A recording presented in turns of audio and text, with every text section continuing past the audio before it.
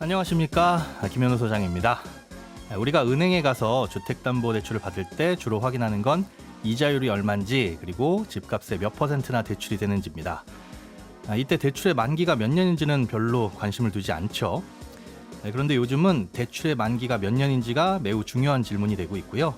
그래서 그런지 은행들도 초장기 대출인 만기 40년짜리 주택담보대출을 내놓고 있습니다. 잠시 후에 관련 내용 자세히 살펴보겠고요. 유럽연합이 휴대폰 충전 방식을 USB-C 타입으로 통일하는 방안을 추진 중입니다.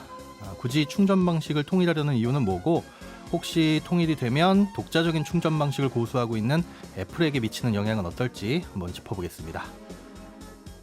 반도체 공급난이 꽤 길어지고 있는데요. 우리가 생각하는 것 이상으로 공급난이 심각하다는 보도가 있습니다.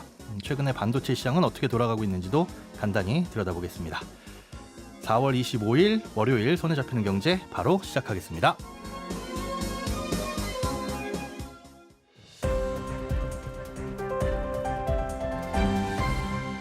이진우의 손에 잡히는 경제.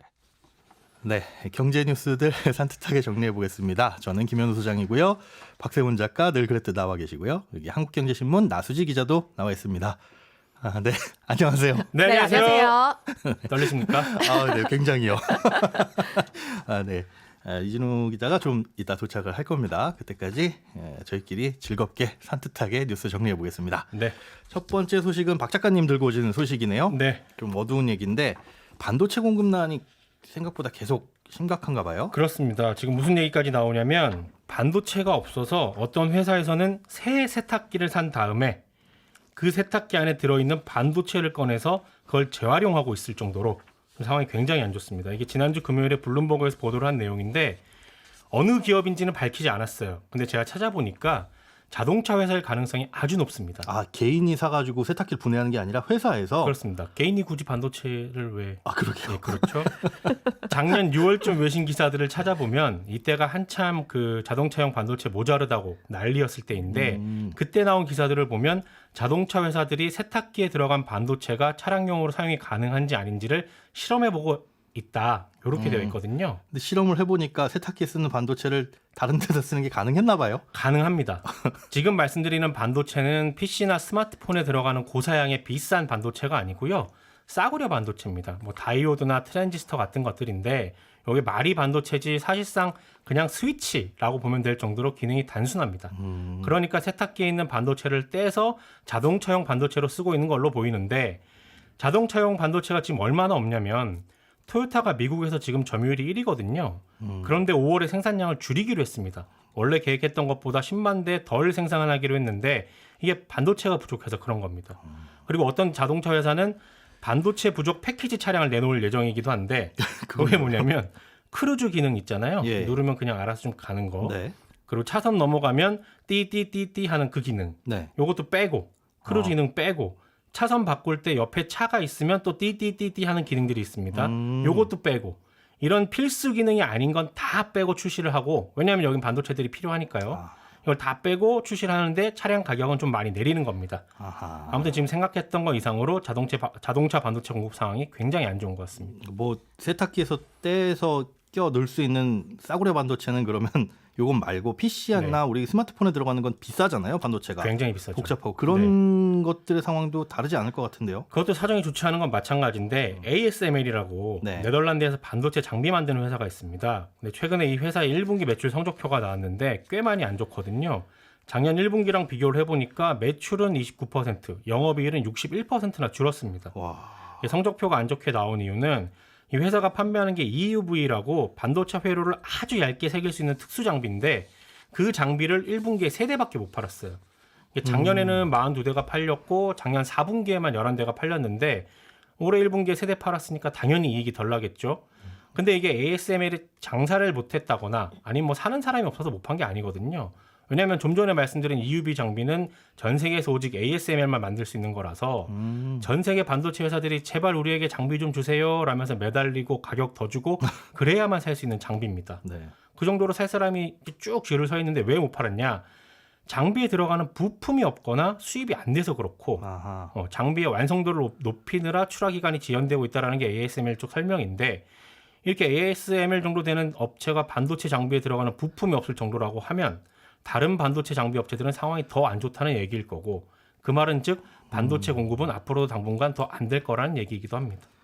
반도체 상황이 심각한 것 같은데 네. 우리나라 반도체 업계도 상황이 좋지는 않겠네요, 당연히. 안 좋습니다. 지금 우크라이나군의 최후 저항지가 아조우스탈 제철소거든요. 여기 제철소에서 크립톤, 제논, 네온 이런 회기가스들도 만들어지는데 전쟁 때문에 그리고 전쟁이 끝난 후에도 꽤 오랜 기간 공장 가동이 잘 안 될 것 같아서 가스 공급 부족이 생각보다 심할 것 같습니다. 말씀드린 희귀가스들, 이 크립톤, 제논, 네온 이런 가스들은요. 반도체 만들 때 반드시 필요한 것들이라서 이게 없으면 또 반도체 만드는 게 어려워지는데 우리나라는 이 가스 모두 우크라이나에서 꽤 많이 수입을 하고 있거든요. 네. 네온은 그나마 제가 예전에 한번 취재해서 말씀드린 적이 있는데 우리나라의 포스코랑 TMC가 합작을 해서 국내에서도 생산이 가능해지긴 했습니다. 예. 다만 본격적으로 생산이 되려면 하반기는 되어야 할 것 같고 생산이 된다고 해도 우크라이나에서 수입되는 공급량을 대체할 정도는 안 됩니다. 그리고 제논하고 크립톤은 국산화하려면 시간이 꽤 걸릴 거고요. 제가 이 러시아 사태로 희귀가스 문제가 불거질 수 있다고 소식을 전한 게 2달 전인데 아하. 당시에 우리 기업들이 석 달 정도의 재고를 갖고 있다고 이렇게 전해드렸거든요. 이제 뭐 한 달 그렇습니다. 남았겠네요. 당시에는 전쟁이 이렇게 길어질지 몰랐는데 앞으로는 이 희귀가스를 확보하는 게 우리 반도체 기업들 입장에서는 중요한 숙제가 되고 있습니다. 네, 잘 들었습니다. 그러면 바통은 이진우 기자님께 터치하겠습니다. 죄송합니다. 오면서 들었습니다. 네. 예. 러시아에서 문제가 생긴 게 상당히 여파를 많이 또 미치고 있네요. 그렇습니다. 희귀가스 때문에. 굉장히 장사 잘 되던 회사였는데 ASML은 네. 그게 없어서 또 못 만드니 참. 네, 나수지 기자님. 네. 유럽연합이 휴대폰마다 충전 방식이 다른 이 문제를 해결해 보겠다. 네. 인류의 수건이죠? 그렇습니다. 아이폰 가지고 계신 분들은 아이폰 충전기 있는 분 이렇게 찾잖아요. 네. 지금은 애플이 2011년부터는 다른 충전기와 호환 안 되는 애플만의 독자 구격, 그거를 이제 라이트닝 포트라고 하는데 이걸 지금까지 고수를 하고 있는데요. 예. 네, 다들 아시겠지만 삼성전자의 갤럭시 비롯해서 안드로이드를 탑재한 스마트폰 제조사들은 이 C타입이라고 하는 다른 모양의 충전기를 사용을 하고 있습니다. 그래서 우리 인류가 화성에 뭐 사람을 보낸다고 별 얘기를 다 하지만 휴대폰 충전 잭도 통일 못하는 인류가 뭐 어딘 뭘 하겠냐 이런 또 생각이 들 만큼 가끔씩 스트레스 받는 요인이에요. 이게 맞습니다. 그렇죠? 그래서 예. 그 이유가 인류의 수건을 해결하기 위한 건 아니고 이런 독자 규격 때문에 불필요하게 폐기물이 생긴다. 지금 예. 환경오염이 되고 있다라고 보고 있어서 이걸 통일하려고 하는데요. 그러니까 이유가 볼 때 충전기 규격이 달라서 생기는 전자 폐기물이 1년에 11,000톤 정도 된다 이렇게 보고 있습니다. 근데 세계적으로 매년 전자 폐기물이 한 5천만 톤 정도가 나온다고 하거든요. 예. 근데 충전기 때문에만 11,000톤 정도 나온다고 보니까 꽤 많은 거죠.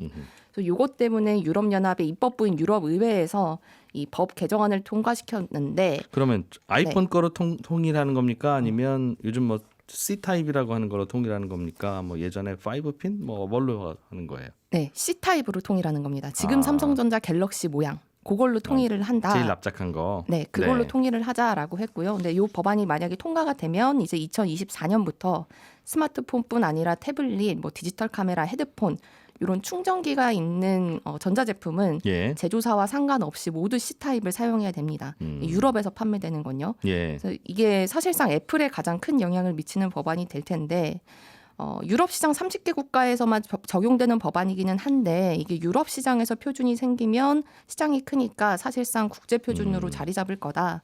그래서 애플도 글로벌 차원에서 제조 전략을 바꿀 수밖에 없을 거다. 이런 분석이 나옵니다. 유럽에 파는 휴대폰은 C로 하고 애플 입장에서도 네. 나머지는 우리 고수한다고 할 수는 있는데 그러면 괜히 라인도 둘로 만들어야 되고 애플도 골치 아프겠죠. 맞습니다. 애플은 왜 갑자기 어제 오늘 일도 아닌데 이러냐고 하겠어요. 네, 맞습니다. 그리고 오히려 애플이 주장하는 거는요. 이거 애플의 혁신을 규제하려는 의도가 담겨 있는 거다. 그러니까 우리 다양성을 인정해주지 않는다. 이렇게 반발을 하고 있고 또 폐기물 문제도 오히려 이 단자가 통일되면 애플 쓰던 분들은 기존의 그 라이트닝 충전기 예. 못 쓰니까 오히려 전자 폐기물이 늘어날 거다. 이렇게 반박을 하고 있습니다. 그리고 또 속으로 내심 걱정을 할 것이 이게 2024년부터는 못 쓰게 되는 거니까 앞으로 2년 동안 전환 기간이 있긴 한데 예. 그 기간 동안 뭐 아이폰 충전기나 아이폰 좀 덜 팔릴 가능성도 있으니까 불안해하고 있겠죠 속으로. 근데 애플은 그냥 사람들이 많이 쓰는 C로 통일을 하든가 아니면 전 세계를 애플 라이트닝으로 통일을 해주든가 어느 정도 맞춰주면 네. 애플 사용자도 편했을 텐데 굳이 고집하는 이유가 있었어요? 그러니까 이게 이윤 때문이라는 분석이 가장 많은데요. 이 충전기나 케이스 같은 스마트폰 액세서리를 애플도 직접 만들기는 하는데 이 예. 액세서리 전문 기업들이 있잖아요. 그런데 거기서 이 충전기가 충전 단자가 조악하면 기기 단자 문제가 생길 수도 있고 또 케이블이 충전 역할만 하는 게 아니라 다른 기기랑 연결해서 데이터 전송 같은 이제 다양한 역할도 해야 되니까 예. 좀 기기에 미치는 영향이 큽니다. 중요하긴 한데 네, 그래도 C 타입도 괜찮으니까 많은 기업들이 C 타입 쓰는 거 아니겠습니까? 그렇죠. 뭐 애플이 좋은 회사의 좋은 그 제품이긴 한데 정말 충전은 진짜 잘 돼. 이런 느낌이 들지는 않잖아요. 네, 비슷한 애플- 것 같은데. 네, 그러니까 예. 성능은 비슷할지 몰라도 애플이 이렇게 자기네만의 충전 시스템을 가지고 있으면 좋은 예. 점이 애플 입장에서 좋은 점이 뭐냐면요. 애플이 이런 충전 케이블의 인증 절차가 있습니다. 그러니까 MFI라는 건데 이게 Made for iPhone의 약자예요. 예. 이렇게 애플의 인증을 받은 충전기는 제품 겉면에 MFI 요 라벨을 붙일 수가 있습니다. 네. 요게 붙어 있지 않은 제품을 사용하다가 기계에 문제가 생기면 소비자들은 AS 받을 수도 없고 아. 또 이런 액세서리가 이런 액세서리만 애플샵에 들어갈 수가 있어요. 그러니까 이런 액세서리 기업들은 대부분 MFI 인증을 받고 있는데 액세서리 만드는 파는 회사도 애플한테 도장 받아라 맞습니다. 라고 강요하려면 애플 디자인을 고집해야 된다는 거죠. 그렇죠. 그리고 그 도장을 받을 때 이제 애플이 그 업체들로부터 라이선스 비용을 받고 있는데 네. 정확히 뭐 얼마 받는지는 공개를 안 하지만 한 대당 라이선스 비용이 한 $4 정도 되는 걸로 알려져 있거든요. 네. 근데 충전기가 한 개당 우리가 소비자 가격이 한 2만 원 정도 한다라고 생각하면 한 소비자 가격의 5분의 1 정도가 라이선스 비용이니까 꽤 비싼 거죠. 네. 그래서 이게 이제 애플이 라이트닝 포트라는 독자 규격을 가지고 있기 때문에 벌어들일 수 있는 수익이어서 애플이 독자 규격을 고집하고 있다 이런 분석이 있습니다. $4 정도 받을 명분이 필요하다. 그렇습니다. 똑같이 C 타입인데 왜 애플이 그 도장 찍어주는 도장값을 그렇게 5,000원씩 받아요? 하면 좀 민망하니까. 그렇죠. 그럼 앞으로 또 애플이 다 C 타입으로 바꿀 것 같다고 보고 있습니까? 업계에서는? 네, 이 법안 2024년부터 유럽 시장에서는 이제 라이트닝 포트 탑재한 아이폰을 못 내놓는 거니까요. 예. 근데 일단은 올해 하반기에 나올 아이폰 14 요 시리즈에는 기존과 같은 충전 방식이 탑재될 예정이긴 한데 예. 2024년부터는 바꿔야 되니까 두 가지 가능성 정도가 있습니다. 일단 첫 번째는 C 타입 충전이 가능한 아이폰을 예. 내놓는 거. 근데 이달 초에 이게 가능성이 좀 높은 게요. 이달 초에 애플이 실수로 홈페이지에 잠시 C타입 충전기 판매 페이지를 열었다가 바로 닫은 게 이 외국 테크 전문 매체에 포착된 적이 있어요. 예. 그래서 이게 좀 가능성이 높다고 보고 있는데 그래도 두 번째는 이제 아예 C타입이든 뭐 라이트닝이든 다 빼고 충전 케이블을 없애서 무선 충전만 가능한 아이폰으로 바로 넘어갈 수도 있겠다. 네. 이런 예상이 있고요. 그러니까 어떤 방식이든 소비자 입장에서는 충전기 여러 개 사용하지 않아도 돼서 좀 편리해지는 건데 네. 이 애플의 수익성에는 타격을 미칠 수밖에 없는 뉴스입니다. 그러게요. 주변 기기 만들어 파는 회사들도 고민이 생길 거고. 네. 그러나 이걸 이렇게 심각하게 서로 토론할 문제냐 과연. 충전기 단자 바꾸는 거 가지고. 가위바위보로 결정했어도 그냥 될 것 같기는 한 것 같은데. 어쨌든 통일을 목적으로 해서. 자, 김현우 소장님. 네. 은행들이 주택담보대출을 요즘 내놓는데 특징이 하나 있다. 네. 만기가 무려 40년짜리 대출들을 주로 내놓더라. 이게 한 10년 전만 해도 만기 제일 긴 거 얼마요라고 물어보면 20년? 이렇게 10년 전- 얘기했었어요. 예, 그렇습니다. 왜 이렇게 만기가 길어지고 있습니까? 네, 일단 현재 40년 만기 주택담보대출은 작년 7월부터 보금자리론, 적격대출 이런 정책대출에서 신혼부부나 혹은 만 39세 이하 청년에게만 제한적으로 공급되고 있었는데 네. 최근에는 일반 민간 금융회사에서 일반 은행에서 2월부터 부산은행에서 처음으로 40년짜리가 나오더니 다른 은행들도 이제 속속들이 나오기 시작했습니다. 정책대출은 다만 이제 40년짜리 고정금리인데 민간 은행에서 그냥 판매하는 대출은 혼합. 그러니까 5년 고정에 나머지 변동 혹은 그냥 전기간 변동 이런 예. 상품들이고요. 이렇게 이제 나오고 있는 거는 시장에서 40년짜리가 필요하기 때문이라고 볼 수가 있겠습니다. 고종전에는 필요 없었던 40년짜리 대출이 예. 왜 필요하죠? 보통은 40년씩 그거 대출 그대로 들고 있는 분 별로 없잖아요. 중간에 집을 팔죠. 보통. 그렇죠. 거의 없죠. 이게 어제 금융연구원의 보고서에 따르면 우리나라에서 집을 보유하고 있는 기간은 평균 기간은 뭐 5년, 또 다른 보고서에서는 뭐 10년이라는 곳들도 있는데, 그러니까 길게 보유하면서 그 빚을 다 갚는 경우는 거의 없다고 보시면 됩니다. 네. 중간에 집을 팔아서 갚거나 아니면은 뭐 다른 대환 대출로 다른 대출로 갈아타거나 이런 예. 경우가 대부분인데 지금 이렇게 40년짜리 상품이 나오고 있는 이유는 대출 규제 때문이라고 볼 수 있을 것 같아요. 은행들이 사실 뭐 몇 년 만기 상품을 만드는 거는 규제 같은 건 없습니다. 네. 그러니까 은행에서 나름 출시하기 나름인데 은행 상품은 대부분이 이제 정책 대출이 나온 다음에 거기에 이제 뒤따라가서 그런 상품들을 만들기 마련입니다. 만기가 10년 이상인 주택담보대출이 나온 것도 사실 얼마 안 됐어요. 2004년에서 2005년 정도 즈음에 나왔는데 당시에 이제 주택금융공사가 생기고 은행들이 주로 3년에서 5년짜리 만기 일시상환 대출을 취급하던 걸 그걸 이제 채권을 사들여 가지고 시장에 쪼개서 파는 유동화를 시켜주면서부터 10년 이상짜리 상품이 생기기 시작했고 원래 예전엔 정말 한 3년이 만기였죠. 맞습니다. 아니면 그때까지 계속 집 갖고 계시면 다시 연장하러 오시면 되고 네, 그때 또 파시면 그냥 갚으시면 되고 맞습니다. 이자만 내고 계시다가 네. 음. 다 이자만 내는 거였는데 그러다 보니까 뭐 부채도 커지고 이런저런 문제를 해결해야 됐었고 그다음에 2005년에 DTI 규제가 들어오기 시작했어요. 네. 그러면서 만기가 좀 다양해지고 길어지게 된 건데 지금까지는 민간 금융사에서 가장 만기가 길었던 건 35년짜리였습니다. 네. 딱히 40년짜리 상품을 만들 필요가 없었는데 DSR 규제 때문에 이제 40년짜리가 나오기 시작한 걸로 보입니다. DSR 규제하고 이 대출 만기 늘어나는 거는 무슨 관계가 있어요? DSR은 내 연봉 대비 한 달 1년 동안 갚는 원금과 이자의 합이 일정 비율을 초과해서는 안 된다라는 게 규제인데 지금 대출 규제에 변화가 없다고 가정을 하면 네. 7월 1일부터는 대출액이 1억 원을 초과할 경우에 모든 대출은 예. 차주별로 DSR 40%를 적용해야 됩니다. 즉 연봉의 40%를 원리금 상환액이 넘어서는 안 된다라는 거죠. 연봉이 1억이다 그러면 1년 동안 갚는 원금과 이자 총합이 4천만 원을 넘어갈 수 없다. 연봉이 5천만 원이면 2천만 원 안에서 이자와 원금 상환액을 해결해라. 그렇습니다. 그래서 DSR 40%를 적용받으면 연봉 5천만 원인 사람은 1년 원리금 상환액 2천만 원 나누기 12달 하게 되면 뭐 166만 원 정도 나오잖아요. 이걸 만약에 금리 3.5%로 대출받을 때 이 정도거든요. 요즘 예. 금리로 봤을 때. 그런데 대출이 전혀 없다고 했을 때 이 정도 대출인데 그러면 이분이 받을 수 있는 최대 대출액은 30년 만기 상환으로 했을 때 3억 7천만 원 정도밖에는 안 됩니다. 네. 집이 그런데 집값이 많이 비싸졌죠. 음. 이걸 초과하는 집은 소득을 늘리지 않는 이상은 DSR 규제 때문에 살 수가 없는 게 돼버리는 겁니다. 만기가 길어지면 그렇죠. 원금을 더 잘게 자르니까 네. 한 달에 갚아야 하는 원금이 낮아지고 맞습니다. 그러면 조금 대출 더 받아도 되겠습니다. 제 그렇죠. 월급이라면 네. 그럴 수 있다는 거군요. 똑같은 금액을 빚지고 산다고 하더라도 할부 기간 길게 하면 매달 내는 금액이 줄어들고 1년 동안 내는 금액이 줄어들잖아요. 그렇죠. 마찬가지입니다. 할부 한 3,000년 해주면 저도 우주선도 살 수 있죠. 안 해줘서 그렇지. 네, 맞습니다. 근데 이걸 진짜 30년에서 40년으로 늘리게 되면 아까 5천만 원, 연봉 5천만 원인 사람이 받을 수 있는 대출이 3억 7천이라고 말씀드렸잖아요. 예. 요게 4억 2,900만 원으로 5,900만 원 정도 대출이 그래서. 늘어납니다. 한도가. 제가 좀 전에 농담처럼 3,000년으로 3,000년으로 할부해주면 우주선도 사죠 하는 네. 게 그 효과를 노리기 위해서군요, 정말. 그렇습니다. 이게 40년이니까 이렇고 50년, 60년 더 늘어나게 되면 당연히 네. 대출 한도가 늘어나는데 이렇게 되면 DSR 규제가 완화되지 않더라도 실제로는 완화된 거나 다름 없어지거든요.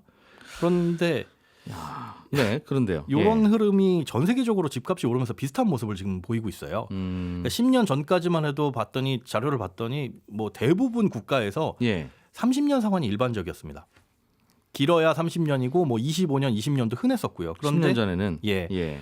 영국은 2019년 기준에서 57%가 40년 만기 대출이고요. 영국의 은행들도 그럼 이거는 만기를 늘리면 되지. 네. 집값이 비싸지니까 하고, 이걸 20년 대출로는 상환액이 나오질 않는 거예요. 그러니까 거기도 원금 잘라 갚으라는 규제가 생겼나 봐요. 그렇습니다. 이제 DTI 같은 경우에는 우리나라보다 훨씬 더 이제 적용이 세기 때문에 예. 영국은 이 정도고 뭐 스페인이나 프랑스, 포르투갈은 50년짜리 대출을 쓰고 있고요.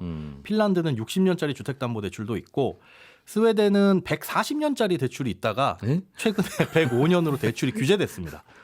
진짜 3,000년 하시겠네. 네, 정말. 이게 왜 그러냐면 스웨덴은 자손까지 상속해서 상환하는 걸 허용을 하거든요. 어차피 할아버지가 물려줄 거니까. 그렇습니다. 손자 당신이 갚아라. 네. 대대손손 갚으면 되지 않냐. 일단 갚기만 하면 되는 거니까. 그런데 네. 문제가 생기는 게 그렇게 길어지다 보니까 집값이 올라가는 부작용이 생겼어요.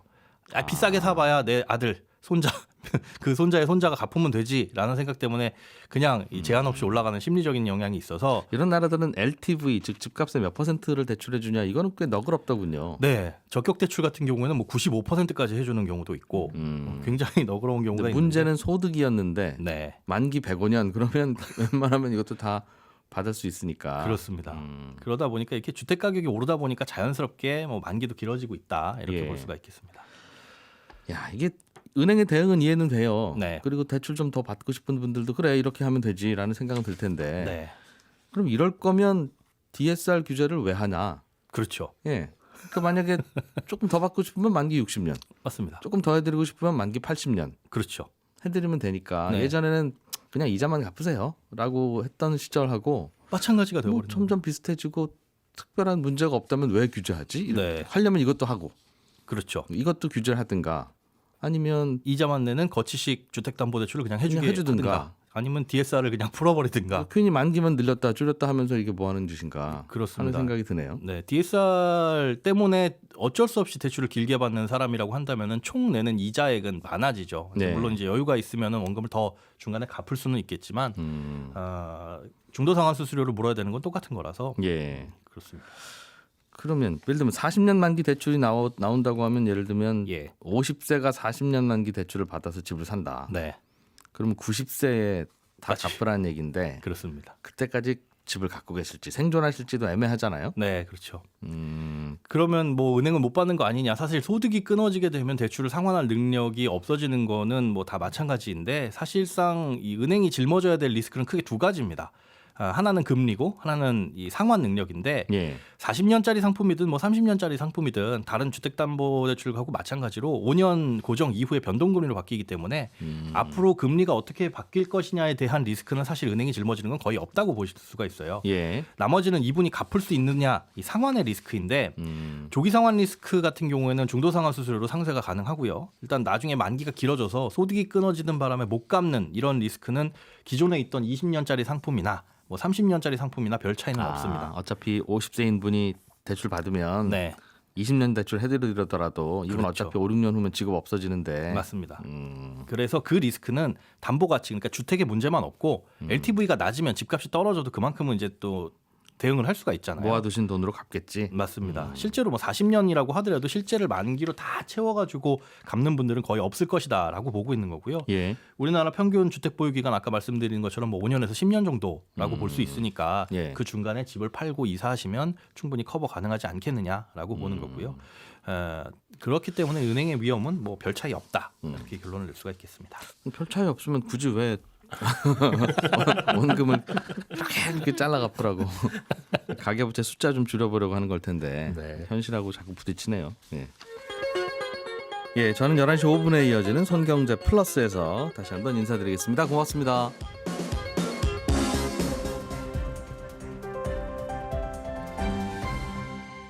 경제를 생각하는 사람들의 즐거운 습관. 이진우의 손에 잡히는 경제.